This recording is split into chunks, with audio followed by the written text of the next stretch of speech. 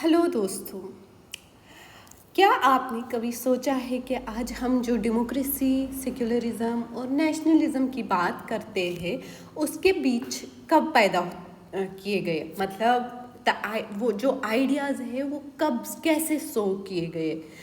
क्या पहले से नहीं थे ये नेशनलिज्म के आइडियाज़, डेमोक्रेसी या सेक्युलरिज्म?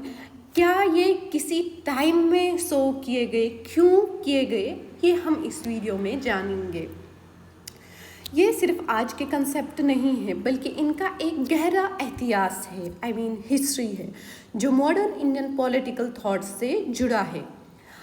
इस वीडियो का पहले ही मैं आपको ये क्लियर करूँगी, ये जो वीडियोज़ है ये सब उन बच्चों के लिए जो पॉलिटिकल साइंस जिनका ऑप्शनल है या बीए कर रहे हैं, एमए कर रहे हैं, इवन पीएचडी कर रहे हैं।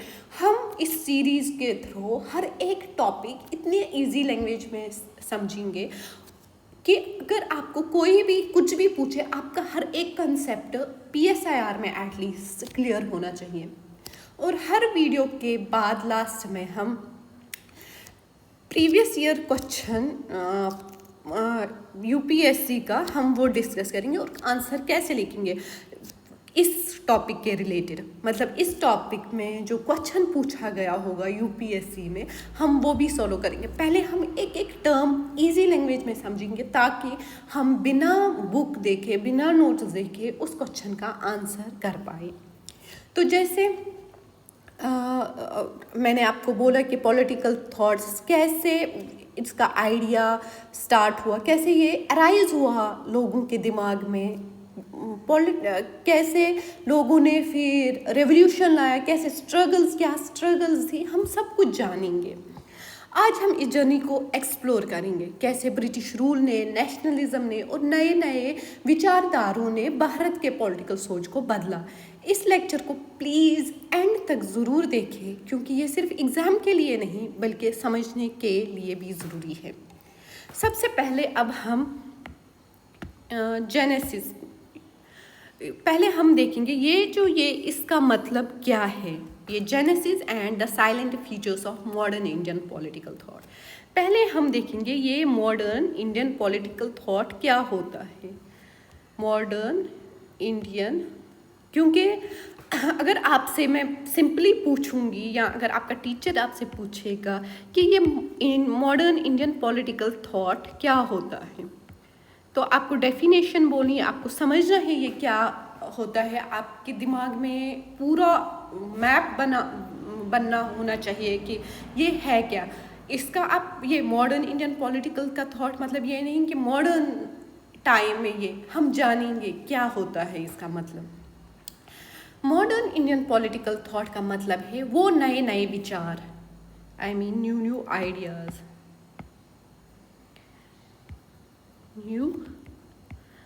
आइडियाज़, जो ब्रिटिश रूल के दौरान, कब, ये व्हाट ब्रिटिश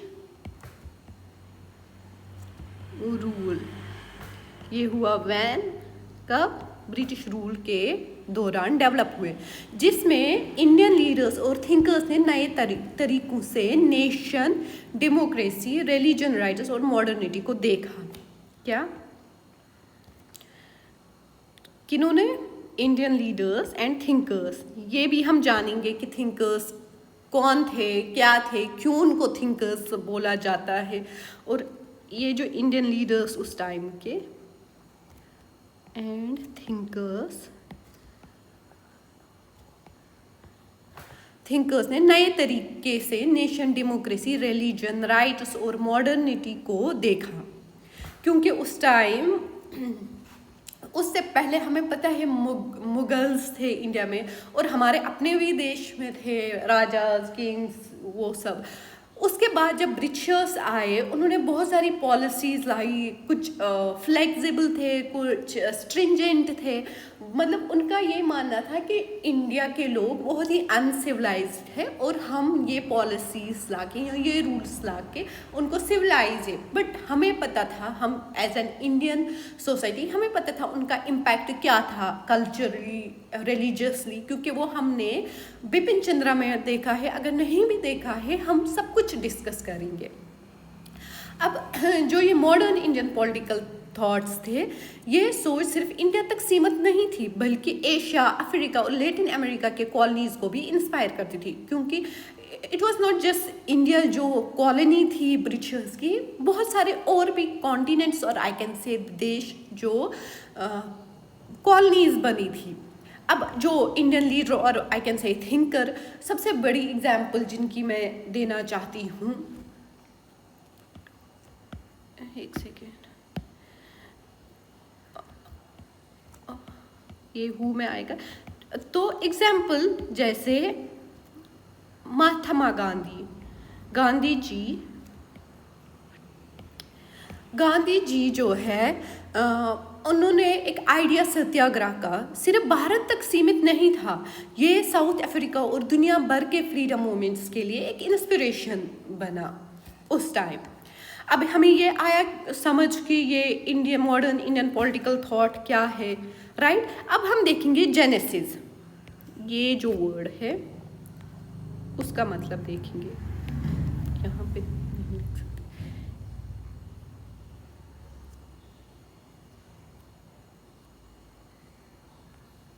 यहाँ पे देखेंगे ये जेनेसिस का मतलब क्या है। Genesis of modern Indian political thought.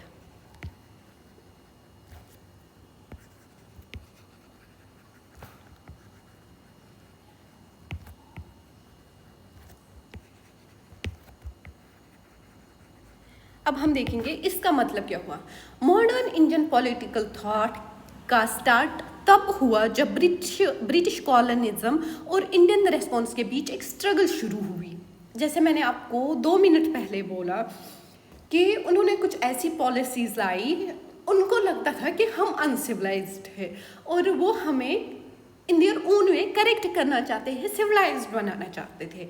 But हमारे लिए हमारा कल्चर, हमारा रिलीजियस बिलीफ्स, हमारी सोसाइटी, हमारे सोशल नॉर्म्स थे, तो वो उसमें इंटरफियर करने लगे। हमें पता है उन्होंने कैसे ड्रेन ऑफ वेल्थ किया, सोशल इम्पैक्ट क्या था, एडमिनिस्ट्रेशन पॉलिसी जो उन्होंने लाई उसका इम्पैक्ट हमारी सोसाइटी पे क्या था।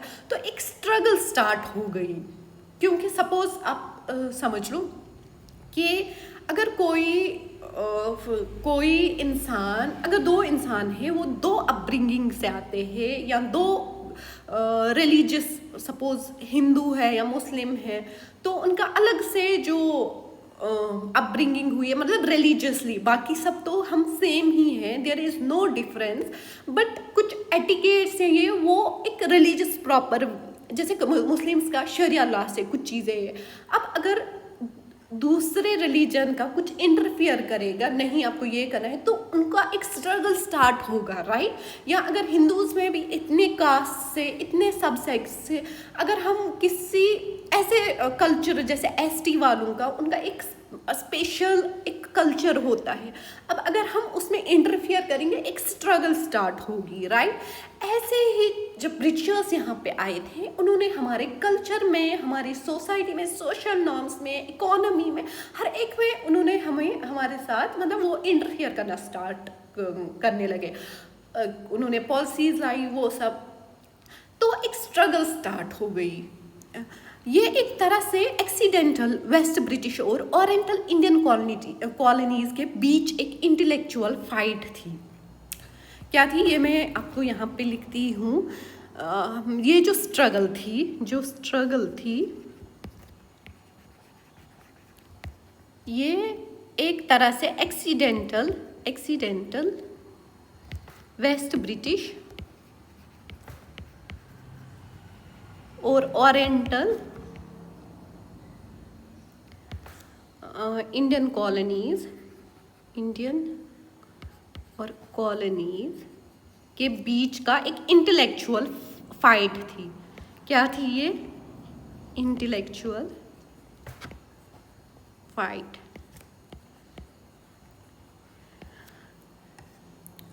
तो हमने अब समझ लिया ये जेनेसिस, यहाँ पे जो ये जेनेसिस है, ये क्या जेनेसिस का होता है कि emergence of new ideas, emergence या किसी चीज़ का मतलब वो इमर्ज होना, उसको हम जेनेसिस, स्टार्ट होना। और हमने मॉडर्न इंडियन पॉलिटिकल थॉट का भी देखा कि न्यू आइडियाज़ कैसे, कब, किस टाइम, और कौन थिंकर्स थे, western thinkers, sorry Indian thinkers और लीडर्स जिन्होंने इसमें टेक पार्ट लिया, और कैसे उन्होंने एक रेवोल्यूशन लाया। और हमने एग्जाम्पल दी गांधी जी की।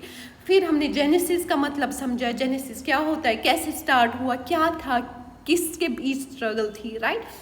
अब ब्रिटिश रूल का इम्पैक्ट हम देखेंगे। इम्पैक्ट ऑफ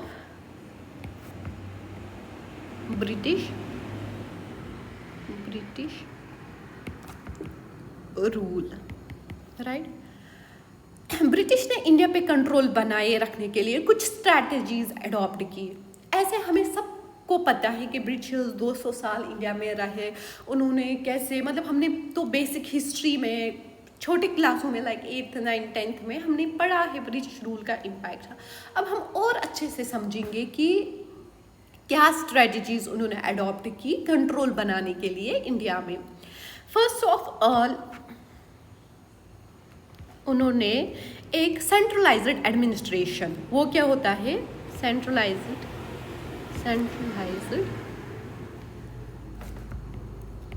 एडमिनिस्ट्रेशन, पूरी कंट्री को एक एडमिनिस्ट्रेटिव यूनिट में कन्वर्ट किया। मतलब पूरा जो ये इंडिया है, सॉरी फॉर माय मैप, मतलब उतनी ड्राइंग नहीं आती है बट आप समझे, क्योंकि तब ना बांग्लादेश वो भी हमारा था, यहाँ से पाकिस्तान भी हमारा था। तो पूरी कंट्री को एक एडमिनिस्ट्रेटिव यूनिट में कन्वर्ट किया, मतलब पूरा उन्होंने खुद कंट्रोल किया। सेकंड, उन्होंने western education system, English language और वेस्टर्न एजुकेशन को प्रमोट किया। मतलब जो हम वर्निकुलर लैंग्वेज में पढ़ते थे, वर्निकुलर मीडियम था, वो हमने हिस्ट्री में, वो हम आगे जाके भी पढ़ेंगे कैसे उन्होंने किया। यहाँ पे मैं आपको पहले रफ आइडिया दे रही हूँ कि ये genesis of modern Indian political thought, मतलब कैसे इंडियन पॉलिटिकल थॉट फॉर्म में आया। तो सेकंड, जैसे उन्होंने वेस्टर्न एजुकेशन को प्रमोट किया, वेस्टर्न एजुकेशन को प्रमोट किया। थर्ड, कल्चरल हेजमनी, वो क्या होता है, ब्रिटिश ने ये दिखाने की कोशिश की कि इंडियन कल्चर इन्फीरियर है, जो मैंने आपको अभी बोला, और अपनी सुपीरियरिटी दिखाने के लिए एंथ्रोपोलॉजिकल और आर्कियोलॉजिकल रिसर्च की। कल्चरल, आप नोट्स भी बना सकते हैं और रिवाइज प्लीज़ कीजिए अगर कोई भी एग्जाम। देखिए हम ना लास्ट में इसका क्वेश्चन भी सॉल्व करेंगे जो PYQ में, मतलब लास्ट वाले एग्जाम्स में पूछा गया है। देखो, उन्होंने कल्चरल हेजमनी, मतलब उन्होंने हमारा जो कल्चर है, रिच कल्चर है, यू शुड बी प्राउड, उन्होंने इसको इन्फीरियर दिखाया और खुद के उसको सुपीरियर दिखाया। जैसे ब्रिटिश ने मैकेवलीज माइनेट ऑन एजुकेशन 1835 इंट्रोड्यूस किया, जिसमें कहा गया कि इंडिया के लोगों को एक class of person India in blood and colour, मतलब a class of persons Indian in blood and colour but English in taste, in opinion, in morals and in intellect बनाया जाए। ये किसने, अगर आप पढ़ेंगे, जब हम एक्ट्स पढ़ते हैं 1973 से टिल 1947 तक, जितने भी एक्ट्स बिफोर इंडिपेंडेंस 1935, यस, तो उन्होंने टाइम पे टाइम एक्ट्स लाए, रिफॉर्म्स लाए, राइट। वो अब पॉलिटी जो लक्ष्मीकांत है उसके फर्स्ट 2 पेज पे वो है, वो भी हम आगे जाके एक एक चीज़ हम पढ़ेंगे, देखेंगे। बट हियर क्योंकि ये टॉपिक डिफरेंट है, यहाँ पे हमें बस ये देखना है कि कैसे, कौन से रीज़न से। हमें यहाँ पे डीपली डिटेल्ड मैनर में एक्सप्लेन नहीं करना, वो हम आगे जाके करेंगे। ये आपका वो माइंड मैप बनाने के लिए है, क्योंकि ये इंट्रोडक्शन है, फर्स्ट वीडियो है। तो हम ऐसे ही कल दूसरा, फिर हम और चीज़ें समझेंगे, परसों तीसरा और चीज़ें समझेंगे। तो ये एक वो है माइंड मैप और आर्टिफैक्ट है। तो हमने कल्चरल हेजमनी देखी, right. Intellectual awakening in India, इसका मतलब क्या होता है? ब्रिटिश रूल के दौरान, एक सेकेंड, ये जो है ना इंटेलेक्चुअल स्टिमुला, ये देखेंगे आप। इसका मतलब ये हमने देखा, ये हमने देखा, राइट। अब इसको देखेंगे, इसका मतलब क्या हुआ।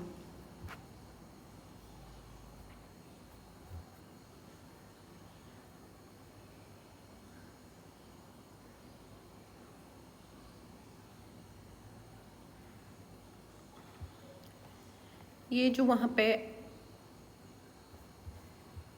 इंटेलेक्चुअल अवेकनिंग लिख के था, हम देखेंगे मतलब क्या था। इंटेलिजेंट अवेकनिंग, इसका मतलब देखते हैं। ब्रिटिश रूल के दौरान एक इंटेलेक्चुअल अवेकनिंग हुई, जिसमें कुछ लोग समाज सुधार और नए विचार लाने की सोचने लगे। जैसे सपोज राजा राम मोहन रॉय, ज्योतिबा फूले, स्वामी विवेकानंद, ये कुछ थिंकर्स थे या कुछ लोग थे, पर्सनैलिटीज़ थे, जिन्होंने उस टाइम पे इस सोच में लगे कि समाज में हम कुछ सुधार और नए विचार लाएंगे। सपोज फर्स्ट वन, जैसे मैंने आपको एग्जाम्पल दी, राजा राम मोहन रॉय, इसने ब्राह्मण समाज की वो बुनियाद रखी और सती प्रथा के खिलाफ लड़ाई लड़े। ब्राह्मण समाज, हमें पता है, इन्होंने बस सती प्रथा को ख़त्म नहीं किया, उन्होंने बहुत सारे रिफॉर्म्स लाए। लेकिन यहाँ पे हम पहले, जैसे मैंने आपको अभी बोला, हम समझ रहे हैं, बेसिक समझ रहे हैं, राइट। ब्राह्मण समाज के फाउंडर थे और इनका जो सबसे बड़ा जो एक रेवोल्यूशन है अपने आप में, वो इन्होंने सती प्रथा को ख़त्म किया। जिसको सती प्रथा नहीं पता, उनको मैं बोलूँगी, it is like when the husband of a woman expires, तो उसके बाद जब जैसे हिंदू कल्चर में क्रीमेशन होती है, तो जिस औरत के हस्बैंड की डेथ होती थी इन अ वेरी यंग एज, तो वो भी क्रीमेट, वो लायो बर्न की जाती थी हस्बैंड के साथ। मतलब ये चीज़ इन्होंने ख़त्म की, मतलब बहुत ही बड़ी बात है। वरना अभी तक किसी की भी डेथ होती मैरिड हस्बैंड की, तो उसकी वुमेन को भी, और फिर बच्चे, मतलब आई डोंट थिंक इट्स, सच में बहुत बड़ी बात है, बहुत अच्छा का ये रेवोल्यूशन लाया। दूसरी जो हमने वो है ज्योतिबा फूले। ज्योतिबा, ये कौन थे? फूले, उन्होंने कास्ट सिस्टम के अगेंस्ट आवाज़ उठाई और शिक्षा का इम्पोर्टेंस बताया। मतलब कास्ट डिस्क्रिमिनेशन उस टाइम होती थी, ये हम आगे जाके पढ़ेंगे कि उनके साथ एक्चुअल में क्या हुआ था। उन्होंने मतलब उनकी पूरा वो बायोग्राफी आई कैन से, और कैसे उन्होंने कास्ट डिस्क्रिमिनेशन के लिए आवाज़ उठाई, ये हम आगे पढ़ेंगे। एक तो कास्ट और एजुकेशन पे उन्होंने फोकस किया। और तीसरे हमारे स्वामी विवेकानंद। स्वामी विवेकानंद, ये कौन थे? इन्होंने वेस्टर्न और ईस्टर्न थॉट्स का कम्बिनेशन सजेस्ट किया। मतलब जो वेस्टर्न थॉट्स है उनमें जो जो अच्छी चीज़ें हैं, और जो ईस्टर्न कल्चर में अच्छी अच्छी चीज़ें हैं, उनको कंबाइन करके उन्होंने ये बोला कि जो अच्छे हैं दोनों कल्चर्स में, उनको प्रमोट करो। क्या?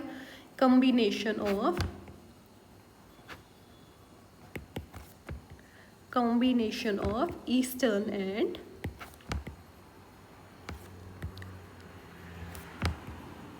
Western thoughts, right? तो ये हमारा अब इसमें जो बंगाल रेनेसेंस है या translation and engagement with western, ये भी हम देखेंगे, लेकिन अभी मैं आपको पहले ओवरव्यू दे रही हूँ कि हर एक टॉपिक के बारे में कि किसमें क्या है। अब इसके बाद हम देखेंगे साइलेंट फीचर्स। ये साइलेंट फीचर्स क्या है?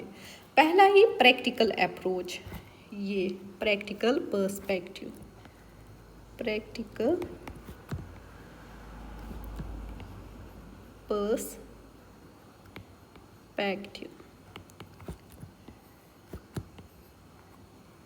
वेस्टर्न थिंकर्स जैसे प्लेटो और जॉन लॉक का काम थ्योरेटिकल और फिलोसफिकल था, जबकि इंडियन थिंकर्स ज़्यादा प्रैक्टिकल और रियल वर्ल्ड प्रॉब्लम सॉल्वर्स थे। मतलब जो वेस्टर्न वाले थे वो थ्योरीज देते थे, थ्योरीज, और जो इंडियन थे वो प्रैक्टिकल, क्योंकि वो उस टाइम फेस कर रहे थे। मतलब अगर राजा राम मोहन रॉय ने सती प्रथा के बारे में एक इनिशिएटिव लिया, क्योंकि उस टाइम वो चीज़ सोसाइटी में थी। अगर ज्योतिबा फुले ने कास्ट सिस्टम के लिए आइडियाज़ या थॉट्स या इनिशिएटिव लिया, क्योंकि उस टाइम कास्ट डिस्क्रिमिनेशन था, तो प्रैक्टिकल अप्रोच था इंडियन थिंकर्स का। अब जैसे एग्जाम्पल, प्लेटो का रिपब्लिक एक आइडियल स्टेट को डिस्क्राइब करता था, बट गांधी का हिंद स्वराज एक प्रैक्टिकल सोल्यूशन है कि इंडिया कैसे सेल्फ रूल की तरह बढ़ सकता है। क्योंकि उस टाइम जो चीज़ें हो रही थी उन चीज़ों ने राइज किया कि इंडियन मॉडर्न पॉलिटिकल थॉट, ये हमने अभी 5 मिनट पहले ही पढ़ा कि मॉडर्न इंडियन पॉलिटिकल थॉट का आगाज़ कैसे हुआ, क्योंकि उस टाइम प्रैक्टिकल चीज़ें हो रही थी। अब हम देखेंगे दूसरा, ये engaged with pre British political thought. ये क्या होता है? मॉडर्न इंडियन पॉलिटिकल थॉट सिर्फ ब्रिटिश रूल के अगेंस्ट नहीं, बल्कि एंशिएंट और मेडिवल इंडियन ट्रेडिशन से भी इंस्पायर्ड था। जैसे, एक सेकेंड, इसको रेड से आपको फिर, मतलब ये एंशिएंट और मेडिवल से भी इंस्पायर था। मतलब जो ये थॉट्स थे मॉडर्न इंडियन पॉलिटिकल थॉट, उसमें बस ब्रिटिशर्स का इन्वॉल्वमेंट नहीं थी कि उन्होंने बस कुछ पॉलिसीज लाई या उन्होंने कुछ किया तो हम इसलिए ये, बट नहीं, उसमें जो एंशिएंट इंडिया है और हमारा मेडिवल इंडिया है, उन दोनों का भी कंट्रीब्यूशन है। जैसे उपनिषद में दिया गया था वसुदेव कुटुंबकम, ये आइडिया कि दुनिया एक परिवार है। मतलब ये हमने उस टाइम, अगर मॉडर्न टाइम में ये आइडिया लिया, ये हमने अपने उपनिषद से लिया। क्या? वसुदेव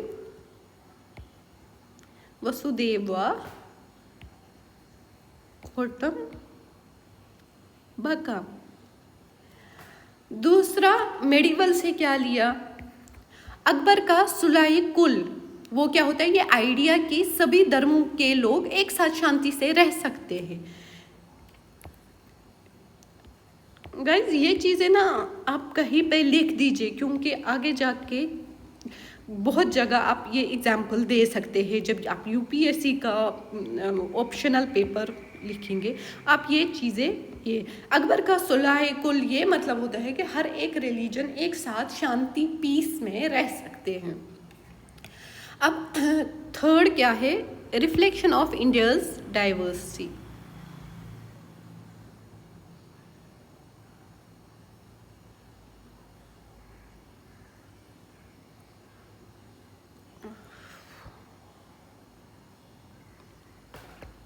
जो ये थर्ड है, अब हम ये देखेंगे ये थर्ड क्या है।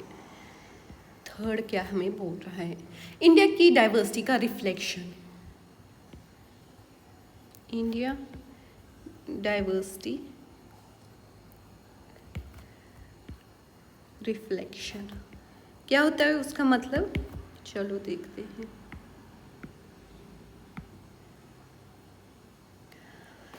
इंडिया एक डाइवर्स कंट्री है और इसी वजह से डिफरेंट थिंकर्स अपने अलग अलग पर्सपेक्टिव्स लेकर आए। एक सेकेंड गाइस, मैं ना ये चार्ज पे लगाती हूँ, जस्ट गिव मी 1 मिनट।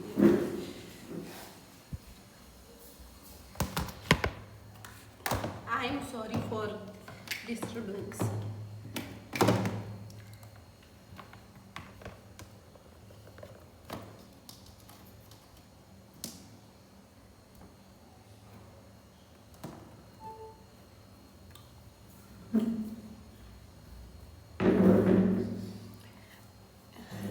क्या होता है इसका मतलब, इंडिया की डाइवर्सिटी का रिफ्लेक्शन। इंडिया जैसे हम सब जानते हैं, इंडिया ये आई है, एक डाइवर्स कंट्री है और इस वजह से डिफरेंट थिंकर्स अपने अपने अलग पर्सपेक्टिव लेकर आए। जैसे टैगोर ने यूनिवर्सल ह्यूमनिज्म का कंसेप्ट दिया, जो रविंद्रनाथ टैगोर यूनिवर्सल ह्यूमनिज्म का कंसेप्ट दिया। सावरकर ने हिंदुत्व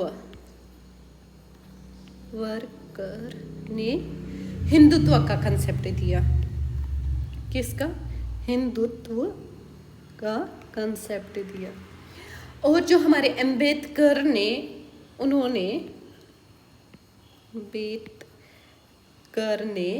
सोशल डेमोक्रेसी का आइडिया दिया। किस चीज़ का? सोशल डेमोक्रेसी का आइडिया दिया, राइट। तो इंडियन डाइवर्सिटी रिफ्लेक्शन का मतलब होता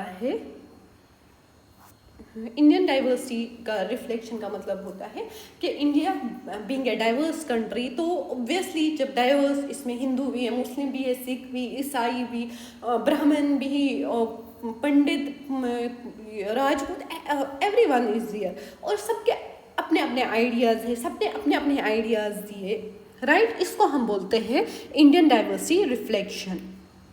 जैसे दादा भाई नेहरू जी का ये इसमें नहीं होगा।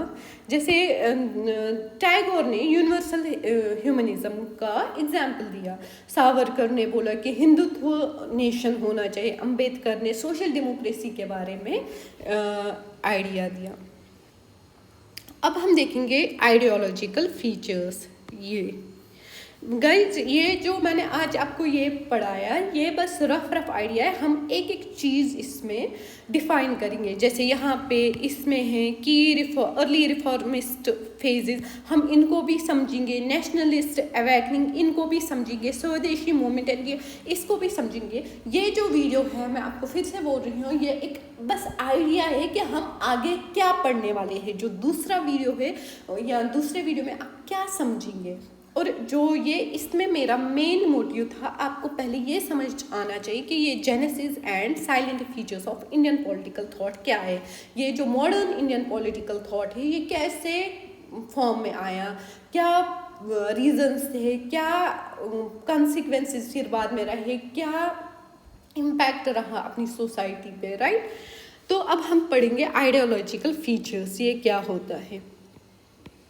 और गाइज, ये भी मैं बोलना चाहती हूँ, जैसे मेरी हैंड राइटिंग बहुत गंदी है, but I will work on it for you. और मैं, ताकि आपको कोई भी आपको क्वालिटी मिले हर एक चीज़ से, हर एक साइड से, और क्वांटिटी, और ये, और आप यहाँ से सीख के जाओ। It's free of cost.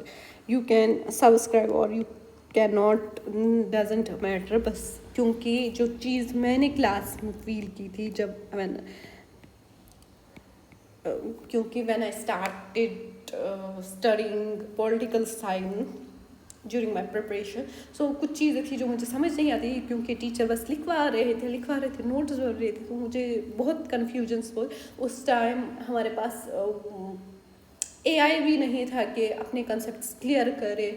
तो फिर मैंने सोचा, जो फिर मैंने इतनी मेहनत की इस सब्जेक्ट में कि मैं सोच रही हूँ कि नहीं, अगर आप भी गो थ्रू हो रहे हो कि टीचर बस लिखवा रहा है, उतना समझा नहीं रही है, समझा नहीं रहा है, तो हम एक एक चीज़ क्लियर करेंगे और हम ना क्वेश्चन आंसर लिखना भी सीखेंगे यहाँ से, हर एक टॉपिक के बारे में कि आपको आप अगर आप टेस्ट सीरीज ज्वाइन भी करेंगे, बट आपको यहाँ पे एक बेस वो स्क्रैच से स्टार्ट में कराऊंगी कि कैसे आंसर लिखते हैं, कैसे यूपीएससी की डिमांड है, और आप कैसे इन ए सिंपल लैंग्वेज आप कैसे लिख सकते हैं। जैसे ये है आइडियोलॉजिकल फीचर्स।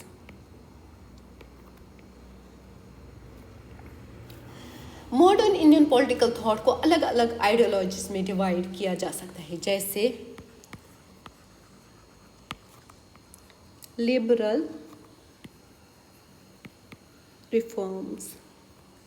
ये लोग ब्रिटिश रूल को एक ज़रूरी कदम मानते थे। मतलब कुछ लोग हमारी सोसाइटी में थे जो बोलते थे जो ये ब्रिटिशर्स या पॉलिसीज रूल्स या जो भी ये ला रहे हैं वो एक अच्छा है, वो एक ज़रूरी है हमारी सोसाइटी के लिए, मतलब ये वो समझते थे। इनका मानना था कि एजुकेशन और रिफॉर्म के ज़रिए इंडिया सुधर सकता है, क्योंकि उस टाइम उतनी एजुकेशन नहीं थी, मतलब वो मॉडर्न एजुकेशन नहीं थी या इंग्लिश एजुकेशन नहीं थी, तो वो सोचते थे कि शायद इंग्लिश एजुकेशन से हमारी सोसाइटी सुधर सकती है। मेजर थिंकर्स इसमें थे, जो इसमें थे वो राजा राम मोहन रॉय, राम मोहन रॉय थे, गोपाल कृष्ण गोखले, गोपाल कृष्ण गोखले, और एमजी रांडे, दादाभाई नेहरू जी, दादा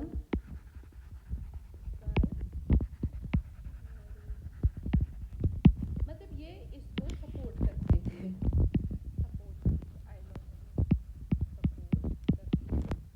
कौन कौन? राजा राम मोहन राय, गोपाल कृष्ण गोखले, एमजी रांडे और दादाभाई नेहरू। ये बोलते थे कि जो ये पॉलिसीज ब्रिटिशर्स ला रहे हैं ये एक हद तक हमारे लिए बेहतर है। जैसे एजुकेशन पॉलिसी ब्रिटिशर्स ने लाई, तो इनका मानना था, इन पर्सनैलिटीज़ का मानना था, इससे हमारी सोसाइटी बेटर हो जाएगी, इम्प्रूव करेगी। जैसे दादाभाई नेहरू जी का ड्रेन ऑफ वेल्थ थ्योरी बताता है कि ब्रिटिश किस तरह से इंडिया का इकोनॉमिक एक्सप्लॉयटेशन कर रहे हैं।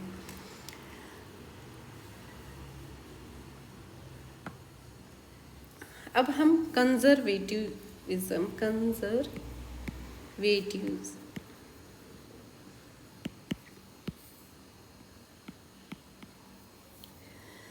ये लोग ट्रेडिशनल हिंदू और इंडियन कल्चर को प्रिजर्व करना चाहते थे। क्या? Preserve traditional Hindus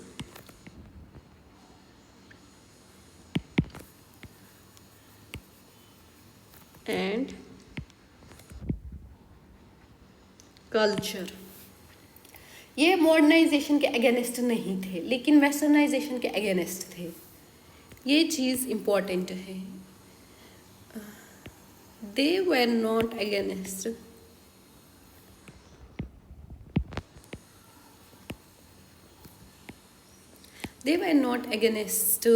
Hindu modernization, sorry. They were against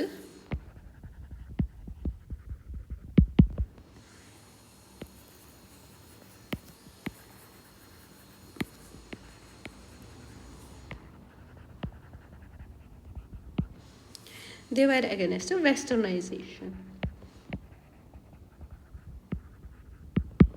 मतलब ये बोल रहे थे अगर आप मॉडर्नाइजेशन ला रहे हो, मतलब जैसे एजुकेशन है या और भी चीज़ें, उन्होंने हॉस्पिटल अगर आप बना रहे हो, रोड्स बना रहे हो, that is not the problem. But अगर आप अपने बिलीफ्स हमारे पे थोपोगे, अपना कल्चर हमारे पे थोपोगे, दैट इज़ प्रॉब्लम।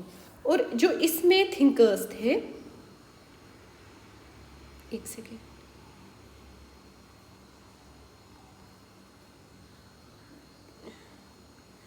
जो इसमें थिंकर्स थे वो कौन कौन थे? वो थे बाल गंगाधर तिलक,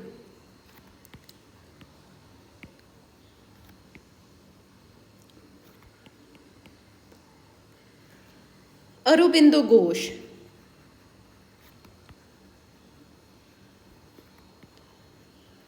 एंड लाला लाजपत राय।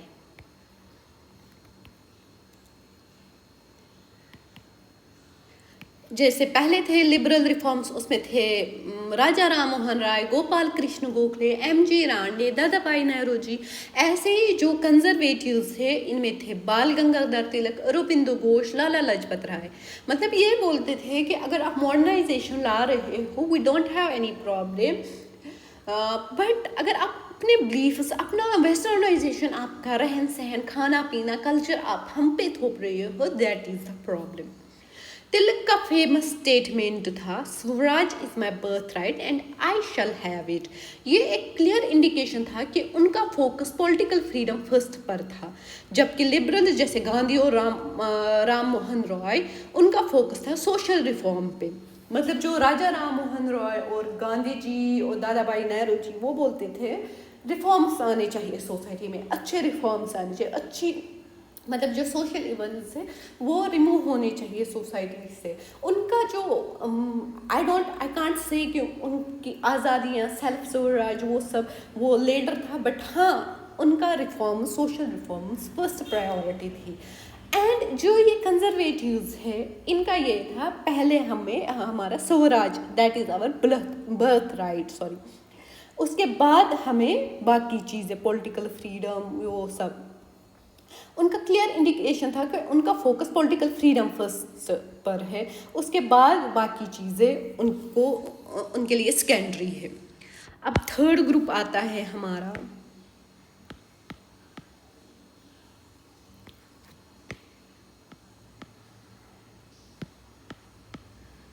सॉरी, ह्यूमनिस्ट्स। वो कौन थे? हमें तो पिछले ऊपर दो वाले तो पता है, बट ये नहीं पता, चलो ये भी देख लेते हैं। ये लोग यूनिवर्सल ह्यूमन वैल्यूज़ में बिलीव रखते थे। क्या? यूनिवर्सल ह्यूमन वैल्यूज़ में।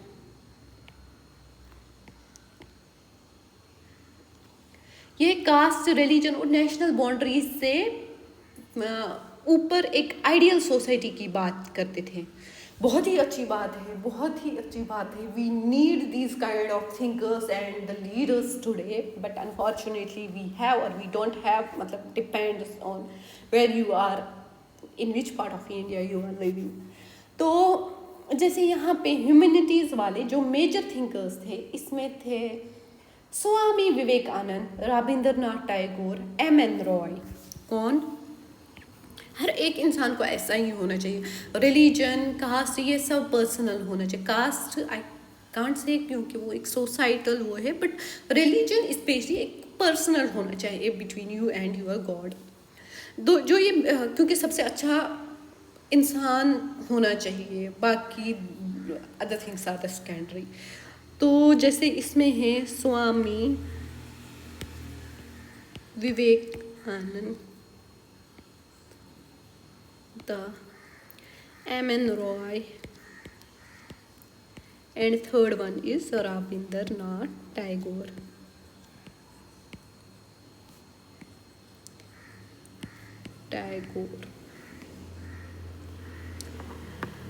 टैगोर का था where the mind is without fear. उनकी एक लाइन थी, where the mind is without fear. एक आइडियल सोसाइटी का विजन देता है जो फ्रीडम, नॉलेज और ह्यूमैनिटी पे बेस्ड हो। सो मतलब ये जो इतने जो लीडर्स थे ह्यूमनिस्ट, ये यूनिवर्सल ह्यूमन वैल्यूज़ पे बात करते थे। मतलब अगर आप कहीं भी लिखना चाहते हो कौन से ह्यूमनिस्ट्स थे, कौन से कंजर्वेटिव्स थे एंड कौन से लिबरल्स थे, तीनों का क्या गोल था, ऑब्जेक्टिव्स क्या था, कैसे क्या अप्रोच था, आप एक छोटे नोट्स, एक छोटा वो लिख सकते हो। अब हम फोर्थ वालों की बात करेंगे, जो critics of caste system and advocates of social justice. Yes, एक सेकेंड यहाँ पे लिखती हूँ। Fourth, critics of caste system and advocates of social justice.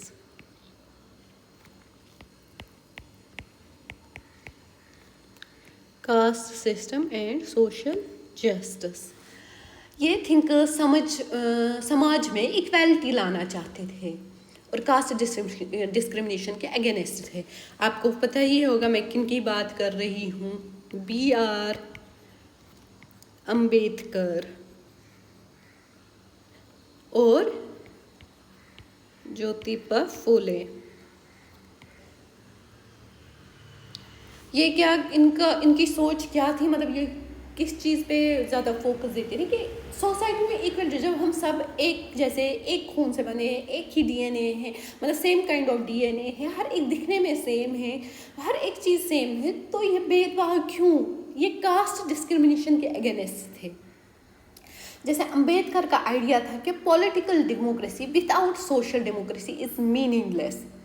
मतलब सिर्फ वोटिंग राइट से कुछ नहीं होगा जब तक कास्ट और डिस्क्रिमिनेशन ख़त्म नहीं होता।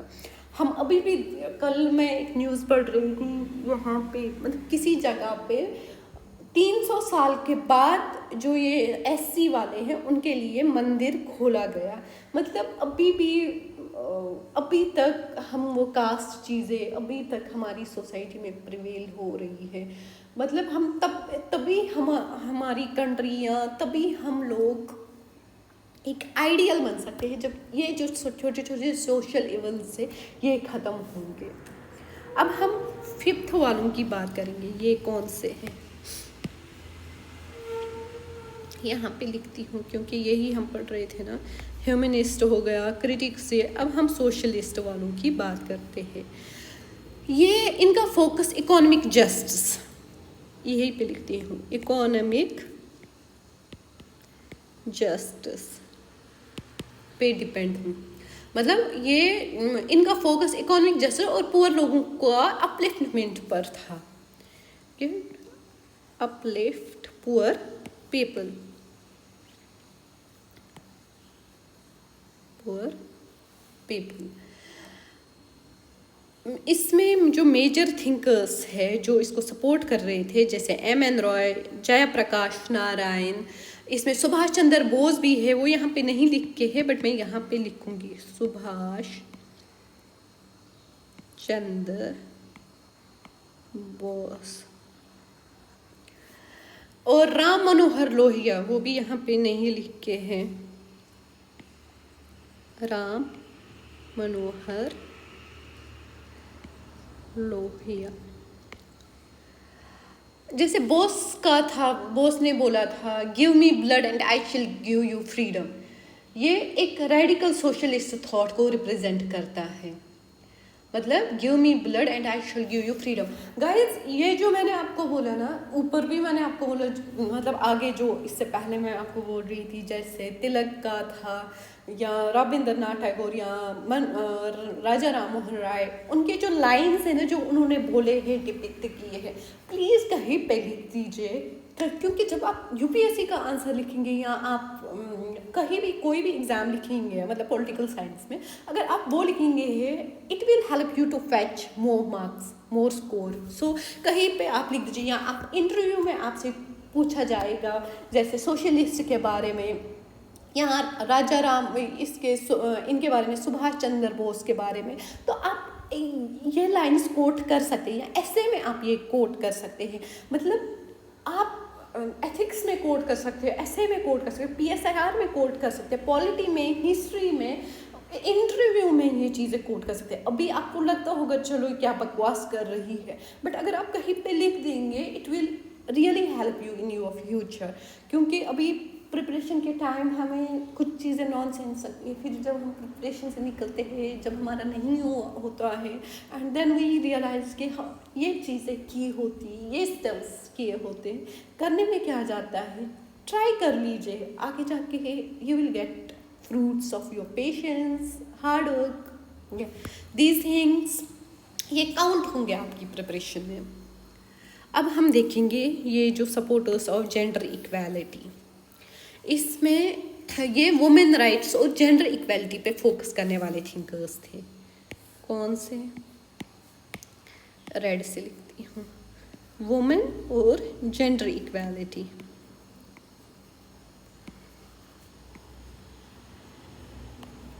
पे फोकस करते थे। इनमें जैसे Pandita Ramabai, Sarojini Naidu, Kamala Devi Chattopadhyay, sorry for my mispronunciation, हटिए थे। जैसे सावित्री बाई फुले ने इंडिया का पहला गर्ल्स स्कूल शुरू किया, जो वुमेन एजुकेशन में एक रेवोल्यूशन था। मतलब कितनी बड़ी बात है ना। मतलब आप देखिए कि इन्होंने फर्स्ट स्कूल, ये इन्होंने चैलेंज किया patriarchal aspect of both colonial and traditional system को। इन्होंने सपोर्ट किया women education and political participation को।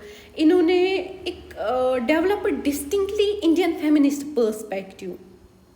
मतलब अब अभी हमने पढ़े जो इंडियन थॉट्स थे, अब मैं आपको ऐसे समझाऊंगी कि हमने अभी तक पढ़ा salient features of modern Indian political thought. उसमें हमने क्या पढ़ा, उसमें हमने पढ़ा कि कैसे लोगों ने रिवॉल्यूशन लाया, किनके क्या थॉट्स थे, कौन किसको सपोर्ट कर रहा था, कैसे कौन कौन से थिंकर्स थे, राइट। आप ऐसे ही मतलब आप छोटे नोट्स बनाओ और इनको फिर से एक बार, इस वीडियो को अगर 2 बार भी देखोगे दैट्स आल्सो राइट। क्योंकि इस वीडियो में भले ही मैंने आपको पूरा डिस्कस नहीं किया, हर एक टॉपिक डिस्कस नहीं किया, बट आपको एक माइंड मैप बन गया है कि हम अगले वीडियोस में क्या डिस्कस करना चाहते करेंगे, कैसे करेंगे, कि हमने एक नेव रखी, राइट, एक नेव रखी। इस वीडियो का बस यही मकसद था कि आपको एक आइडिया मिले कि हम क्या कैसे पढ़ेंगे, क्या पढ़ेंगे। हाँ, जैसे मेरी हैंड राइटिंग थोड़ी नहीं बहुत ज़्यादा वीक है, I will work on that. और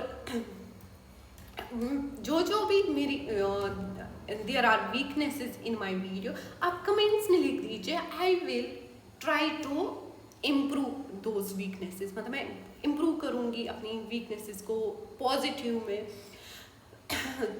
और हम, जैसे मैंने आपको बोला, हम अभी क्वेश्चन भी देखेंगे, सॉल्व करेंगे। Give me 5 minutes.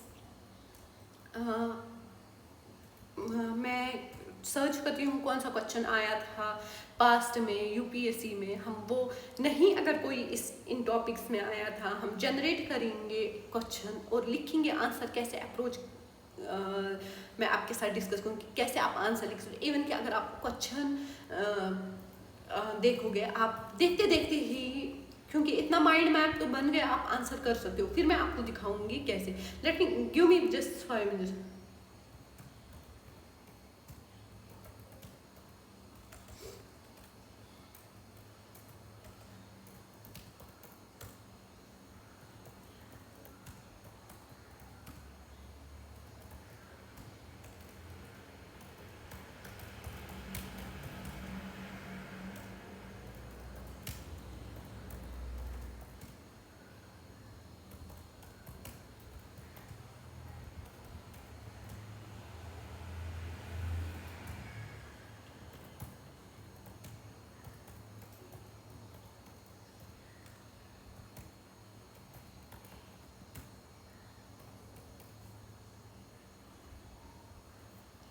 यहाँ पे हमने एक चीज़ मिस की, ये जो इस्लामिक थॉट्स हैं,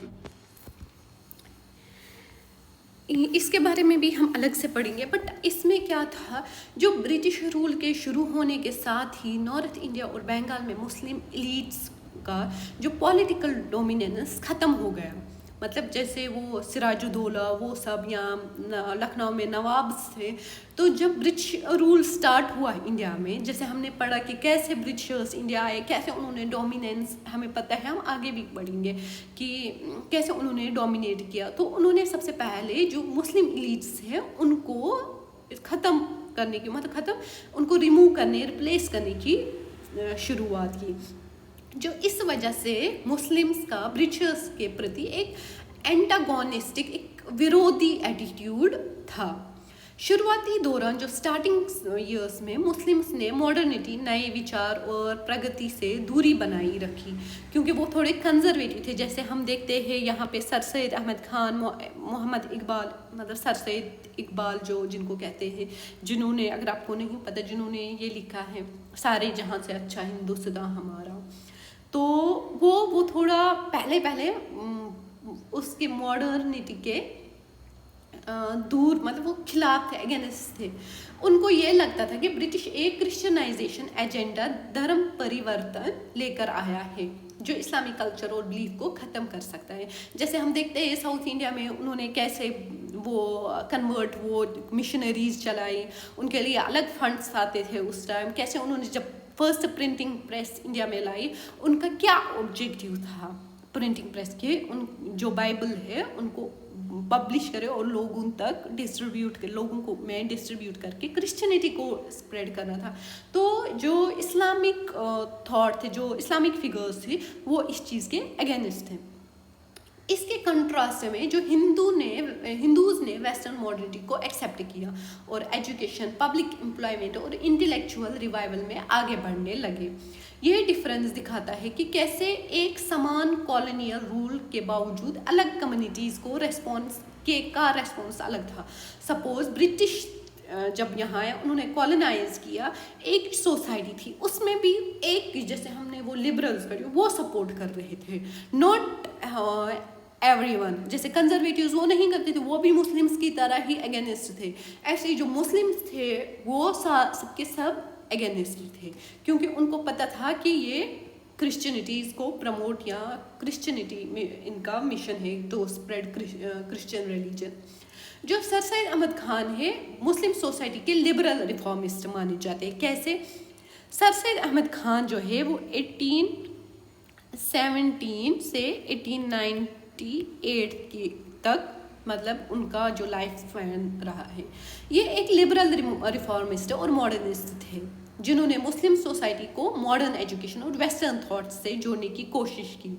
उनका मानना था कि इस्लाम मॉडर्न वैल्यूज़ और साइंटिफिक एजुकेशन से कंपैटिबल है, मिल सकता है, बस ज़रूरत है एक नए अप्रोच की। मतलब वो ना इसको मुस्लिम्स को और इस्लाम को एक ये साइंटिफिक टच देना चाहता था। वो बोलता था दोनों सेम है, मतलब दोनों साथ में रह सकते हैं, दोनों साथ में कंपैटिबल है। उनकी कंट्रीब्यूशन थी मोहम्मदन एंग्लो ओरिएंटल कॉलेज। वो कहाँ पे, एक सेकेंड, ये तो ये की टेकल है, यहाँ पे लिखती हूँ। जो सर सैयद खान थे मोहम्मदन एंग्लो ओरिएंटल कॉलेज, उसकी शुरुआत उन्होंने 1875 के साथ एक बहुत ही बड़ा रिवोल्ट जुड़ा है जो हमें पता है, हाँ, तो इसको ऐसे याद रखिए। ये आज का अलीगढ़ मुस्लिम यूनिवर्सिटी है, जिसको आज अलीगढ़ मुस्लिम यूनिवर्सिटी कहते हैं। इसकी शुरुआत सर सैयद खान ने 1875 में रखी। इसका मकसद था कि मुस्लिम यूथ को साइंटिफिक एजुकेशन और मॉडर्न थॉट्स सिखाए जाए, ताकि वो ब्रिटिश एरा में कंपटीशन कर सके। वेस्टर्न एजुकेशन को सिर्फ ब्रिटिश डोमिनेशन का हिस्सा न समझकर एक अपॉर्चुनिटी माना जाए।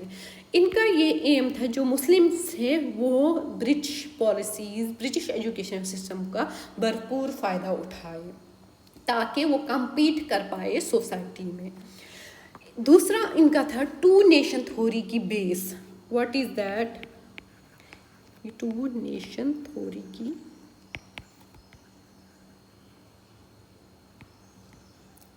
बेस। सर सैयद खान ने पहले हिंदू मुस्लिम यूनिटी की बात की, लेकिन बाद में उनका मानना था कि हिंदूज और मुस्लिम एक साथ एक नेशन में नहीं रह सकते। उनका ये विचार बाद में मुस्लिम लीग और पार्टीशन का एक बेस बना। मतलब जो आज पाकिस्तान बना है या जो पार्टीशन हुआ है इंडिया पाकिस्तान के बीच में, उसकी बेस ना सर सैयद खान ने, मतलब उस टाइम सोसाइटियल जो भी चीज़ें चल रही थी, ऑन दैट बेसिस उन्होंने बोला कि मुस्लिम हिंदू एक साथ नहीं रह सकते। और जो उन्होंने टू नेशन थ्योरी की बात की, वो फिर मुस्लिम लीग की बेस बन गई।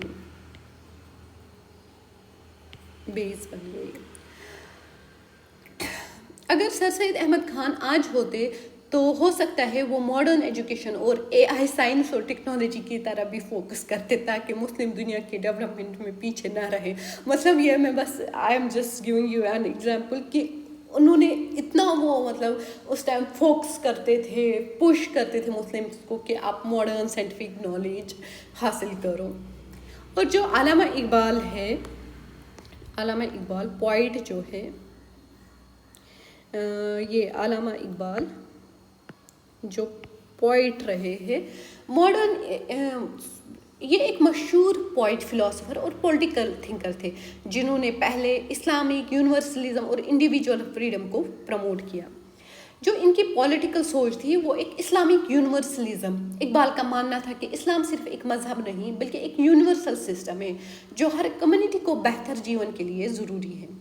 उनका विजन था कि मुस्लिम सोसाइटी एक एथिकल और स्पिरिचुअल फाउंडेशन पर बेस हो, न कि सिर्फ टेरिटोरियल नेशनलिज्म पे। मतलब ये Iqbal, but criticism of territorial nationalism. Territorial nationalism का मतलब है कि लोग अपनी लैंड या कंट्री के बेस पर आइडेंटिटी बनाएं। इकबाल ने इसे क्रिटिसाइज किया और कहा कि ये एक वेस्टर्न कंसेप्ट है जो मुस्लिम्स को वीकन करेगा। वो एक ऐसा नेशन की सोच रखते थे जो इस्लामिक वैल्यूज़ पर बेस्ड हो। और वो ये चीज़ आप याद रखिए, अल्लामा इकबाल फर्स्ट पर्सन थे जिन्होंने पाकिस्तान की बात की है। जो इस स्पीच में इकबाल ने नॉर्थ वेस्ट इंडिया में एक सेपरेट मुस्लिम स्टेट का आइडिया दिया था, पाकिस्तान के बेस जो बाद में पाकिस्तान बना। उनका कहना था कि इंडिया में हिंदू और मुस्लिम कल्चर एक साथ नहीं रह सकते, इस वजह से उनको अलग पॉलिटिकल आइडेंटिटीज मिलनी चाहिए। British role in Hindu Muslim nationalism, वो क्या था ये भी हम इसमें ही पढ़ेंगे। जो ब्रिटिशर्स ने डिवाइड एंड मुस्लिम, मैं आपको ऐसे समझाऊंगी, जो ब्रिटिशर्स थे, ब्रिटिशर्स ने डिवाइड एंड रूल पॉलिसी का इस्तेमाल किया। मतलब उस टाइम जो ये हिंदू मुस्लिम हो रहा था, इसका ना पूरा ये फ़ायदा ब्रिटिशर्स ने उठाया। उन्होंने हिंदू मुस्लिम नेशनलिज्म को जन्म दिया। हिस्टोरियन आयशा जलाल का मानना है कि 1857 के बाद ब्रिटिशर्स ने रिलीजियस सेंसेस का यूज़ करके हिंदूज और मुस्लिम के बीच इकोनॉमिक और सोशल डिफरेंस को बढ़ाया। मतलब वो चाहते थे, जो ये ब्रिटिशर्स थे उन्होंने भी, मतलब जब घर में दो भाइयों के बीच लड़ाई होती है तो तीसरा जो आउटसाइडर होता है वो और फ्यूल डालता है। यही चीज़ हुई थी उस टाइम भी हिंदुस्तान में। उन्होंने रिलीजियस सेंसेस की, कैसे हम देखेंगे कैसे ब्रिटिशर्स ने, मैं आपको बोलूँगी ब्रिटिशर्स ने कैसे हिंदू मुस्लिम राइवलरी का फ़ायदा उठाया। उन्होंने, उनकी स्ट्रैटेजीज़ क्या थी। पहले ही उन्होंने रिलीजियस सेंसेस किया।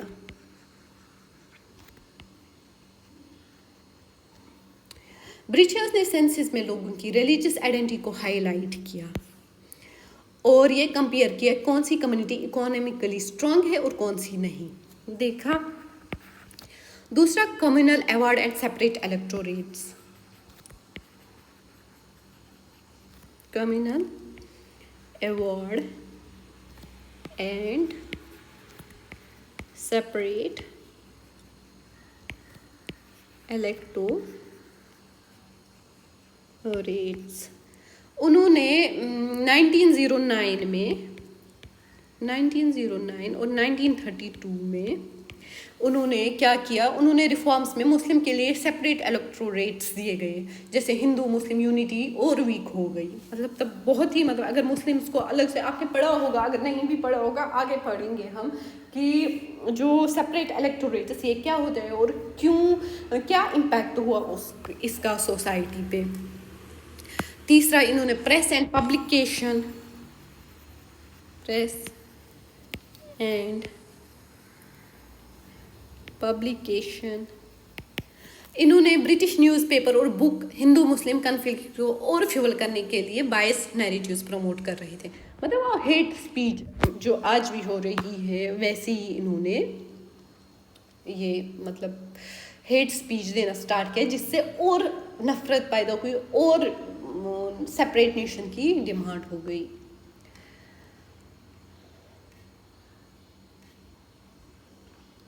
तो ये सब हमने आज देखा। इसको हम अब दूसरे वीडियो में हम एक एक टॉपिक को अलग से पढ़ेंगे और अच्छे से पढ़ेंगे। अभी हम देखते हैं क्वेश्चन कि क्या कोई क्वेश्चन पूछा गया था, अगर पूछा गया था तो कैसे आंसर लिखे।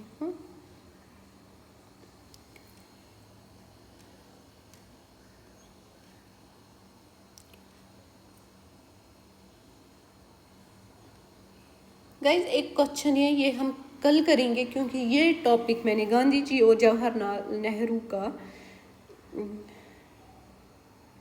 ये है, ये क्वेश्चन है।